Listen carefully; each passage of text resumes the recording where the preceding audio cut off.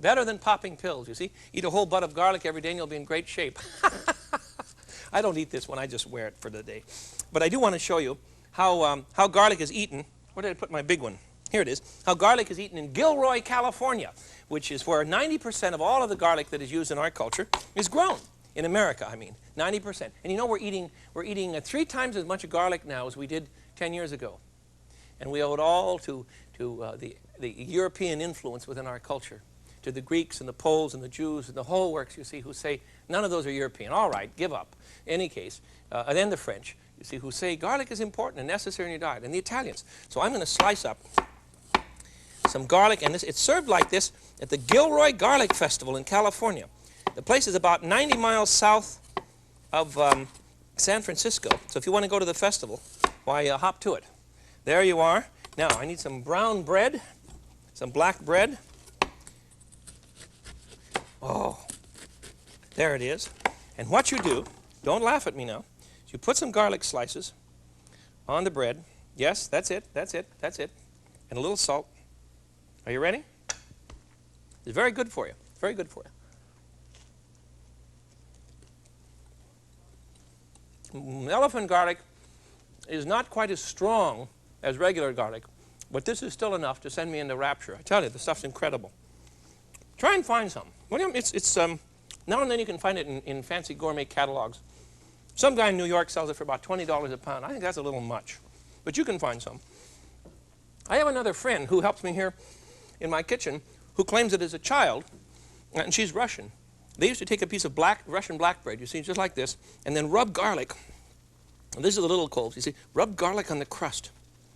There. Ready? And this was an after-school treat for her. I've never tried it. We'll see. Wow, is that hot? You've got to keep chewing that bread. But it's awfully good. I'm not going to have any blood problems tonight, I'll tell you that. Let's try some more. There's so many things we should cook. If you want to make a spaghetti sauce in a hurry, then simply saute some garlic in a bit of olive oil. There we go. I'm going to chop up some elephant garlic because that'll be quickest for us.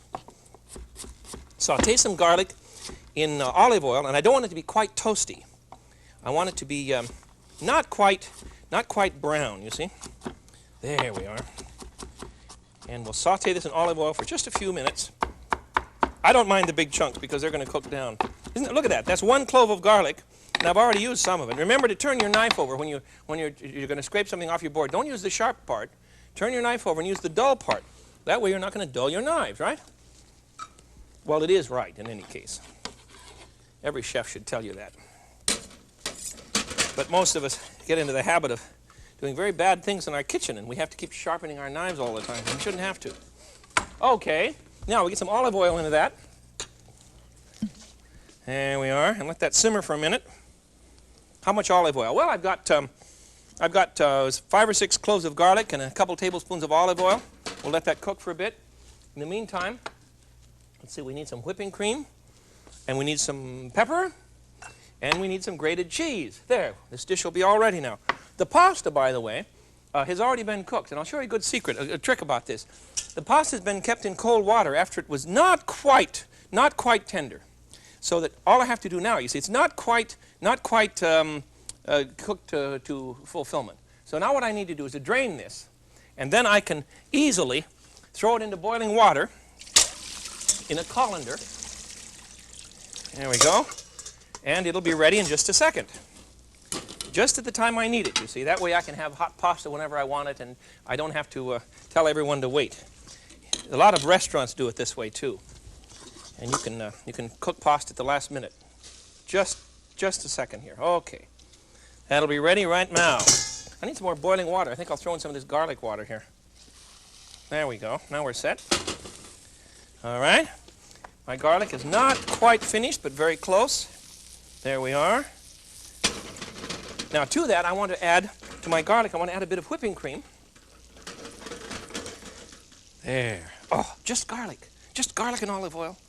Add some whipping cream, straight, right out of the old box there. There it is. Okay. If you're a garlic freak, at this point you're in a moment of hysteria. I know you're yelling and screaming at everyone else in the family to watch, and they're probably wondering about you, but you and I understand each other, don't we? Garlic is heavenly stuff. All right, we're ready for the pasta. There we go. Be sure to drain this now. You don't want water on the platter. There we go. And now I'll prepare the sauce for you.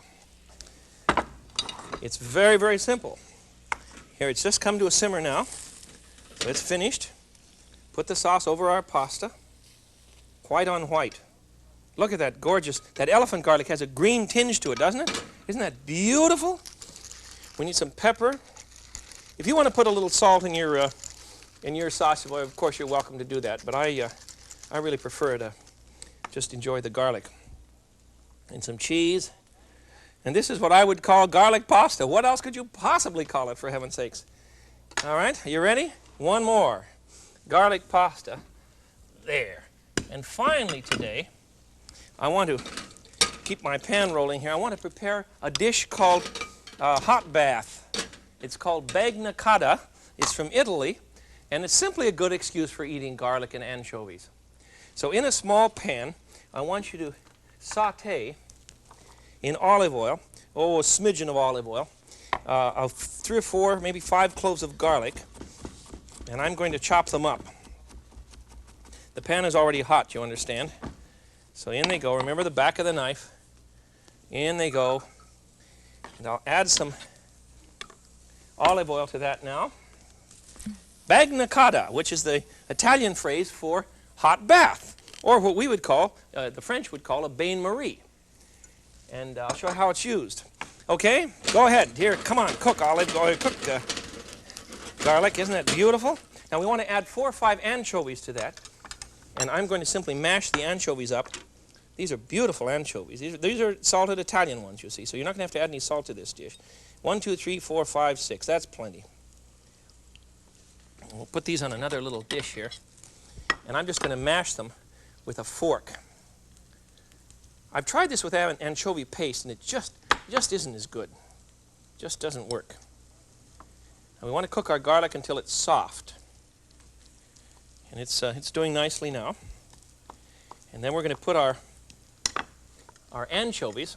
What a paste we have now. There we go. Our anchovies will go into the pan, along with the olive oil, a little bit of olive oil, and the garlic. Please don't use a metal fork in your pans. You're going to ruin them. And we'll cook this until better turn the heat down on you here. Just medium heat will do. Cook this until the anchovies soften a bit. They'll kind of turn to a paste. You see what's happening? They're just all kind of coming apart. We're ready. If you have decided that this is a rich dish, boy, you're really clever today. Because it's murder. Now that will go into a pot that I have prepared here for you. This is a bain-marie. It is a double boiler, you see, or a bagna cotta. It has hot water in the bottom, and into that we're going to pour our anchovies, olive oil, and garlic. And in that already I have a half of a cup of olive oil and 1 stick or 1 cube of butter. Melted. So that's the whole recipe. Have you got that? I'll give you the whole works now. We have in the bain-marie a half a cup of olive oil and a stick of butter. We've melted that. And in a frying pan we've sauteed several cloves of garlic, 3 or 4, in a bit of oil, and we added 5 or 6 fillets of anchovy, salted and mashed up, sauteed those separately in a pan, then added them to our bagna cotta. We need some salt and pepper now, and this is ready to go.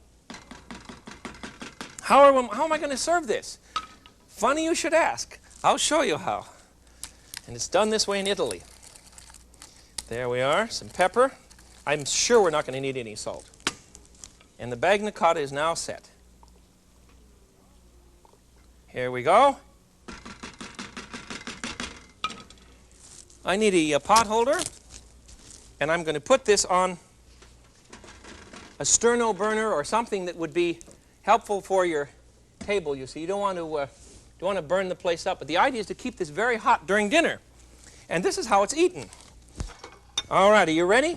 You take a pickle, I shouldn't say a pickle, a cucumber stick, and you dip it in the the dip of the bagna cotta, and gobble that one up, you see? I cannot tell you, and I would never lie to you, I cannot tell you how delicious that is. Or how about a green onion? Or a celery stick? Or, if you're ready for really wild things, try a bit of endive. And endive is terrific in this. You just roll it into a kind of a stick, you see. I'm going to stand here and eat all day. Isn't this great? You stop by and I do nothing but eat in front of you. I think the lettuce is my favorite one. That's great. And of course, you must also have a big pile of bread on the table, and you dip that into the pot. Garlic is an absolutely colossal food, and you can enjoy it. Its history is so strange. It goes back to Egyptian times. We see it arriving in just about every culture you can possibly imagine, with the exception of the Eskimos. They're the only people I know that don't eat garlic, and I think it's a shame. They should probably have some too, but they're not really into that. In Greece, we see it as a symbol of strength and courage. You wore garlic, you breathed garlic, you rubbed garlic on the soles of your feet when you went off to war to give you great strength. And in the Bible, there's a marvelous light in which Moses is out in the middle of the desert, and all of the children of Israel are running along behind him, and they're really becoming frustrated. They're becoming angry because they're starving to death, you see? That's a major problem.